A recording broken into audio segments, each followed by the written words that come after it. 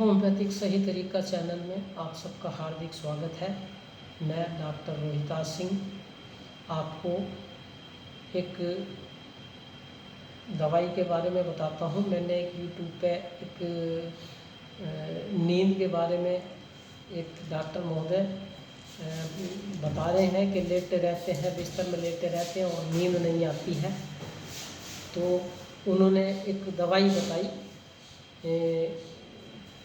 Combination में, जिसमें बताया फेरमफॉस, कालीफॉस और मैकफॉस का एक कॉम्बिनेशन बताया। तो मैं ये कहना चाहूँगा कि वो हर जगह नहीं काम कर सकती। वैसे नींद आएगी, लेकिन मैं ये कहना चाहूँगा कि आप किसी भी दवाई को नींद के नाम से यूज़ ना किया जाए तो अच्छा है, क्योंकि नींद जो नहीं आती वो किसी कारणवश नहीं आती। इसमें क्या है, फेरमफॉस है तो आयरन कहलाती है, मैग्नीशिया फॉस है तो मैग्नीशिया फास्फोरिकम होती है, और एक कालीफॉस होती है।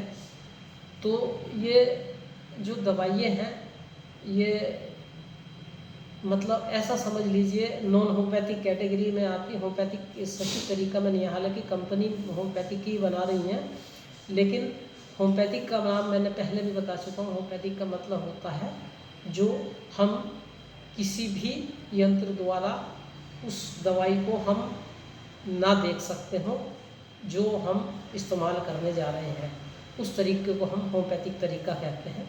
वैसे किसी दवाई का नाम होम्योपैथी दवाई नहीं है। चलो अब हम आते हैं मेन मुद्दे पर। तो इन्होंने कहा कि बिस्तर में पड़े रहते हैं और नींद नहीं आती है। तो नींद ना आने के बहुत कारण हो जाते हैं। हो सकता है आपके शरीर में कोई बुखार हो, आपके शरीर में कहीं कोई किसी तरह की अनडाइजेस्टेड वाली सिस्टम हो, या कोई भी किसी तरह की और बहुत सारी शिकायत हो सकती है, जिसको हम किसी चीज़ से ये नहीं बता सकते कि ऐसा हो सकता है। तो इसलिए मैं बताना चाहूँगा, सबसे पहले हमें जो है ये देखना चाहिए लक्षणों के आधार पर कि हमारा शरीर किस चीज़ को डिमांड कर रहा है, क्या मांगता है, किस तरह की सिचुएशन, किस तरह के लक्षण हमारे शरीर में निकले हैं। तो बुखार है किसी तरह का, टाइफाइड कैटेगरी का, या और भी कोई, मतलब हम तो टाइफाइड भी नहीं कह सकते, ना बीमारी का नाम ले सकते हैं होम्योपैथिक के अंदर, केवल सिम्टम्स पे आधारित है। तो कभी कभी ऐसा होता है कि बहुत पुराना इन्फेक्शन जो आंतों में पड़ा होता है, बहुत पुरानी कोई बीमारी पड़ी रहती है, या कभी डाइजेस्ट नहीं होता, धीरे धीरे शरीर के अंदर जो है स्नायुविक कमज़ोरी आ जाती है। तो दवाइयाँ भी इसमें बहुत है, लेकिन वो लक्षण के आधार पे ही दी जाए तो ज़्यादा बेटर होगा। और ये आप ऐसे खाते रहेंगे कंटिन्यू तो आप इसमें ऐसा रेस्पॉन्स नहीं पाएंगे।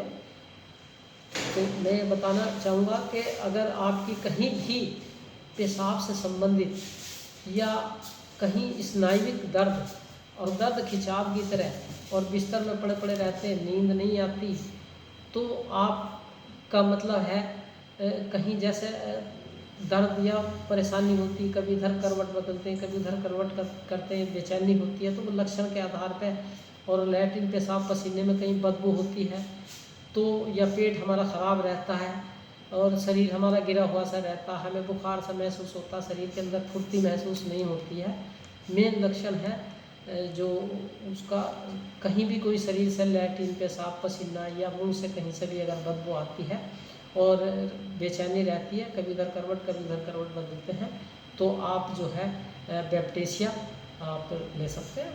और भी दवाइयाँ हैं, पायरोजिन में बहुत सारी दवाइयाँ हैं, लेकिन आप ये ले सकते हैं। और अगर कहीं स्नायुविक दर्द की अगर शिकायत है, या कहीं शरीर में खिंचाव सा या इस तरह की पेशाब से संबंधित परेशानी है, रात में बार बार पेशाब आता है, या नसों से संबंधित कोई परेशानी है, तो आप कास्टिकम आप लीजिए शाम को सोते समय 30 नंबर की। आप जो है ग्लोबिल्स में डालिए 1-2 बूंद, और उसको या तो गोली आप ऐसे चूस लीजिए, या फिर जो है आप उसे आधा 1 कप पानी में डाल के आप 2-3 गोली उसकी और आप पी लीजिए। आपको अच्छी नींद आएगी, बढ़िया नींद आएगी। और बाकी जो जैसी बीमारी हो आप उसके अनुसार ही उसका इलाज करें, बहुत अच्छा होगा, बहुत ठीक रहेगा। आप इस तरह से कोई चीज़ ना लें। हाँ, ठीक है, थैंक यू, धन्यवाद।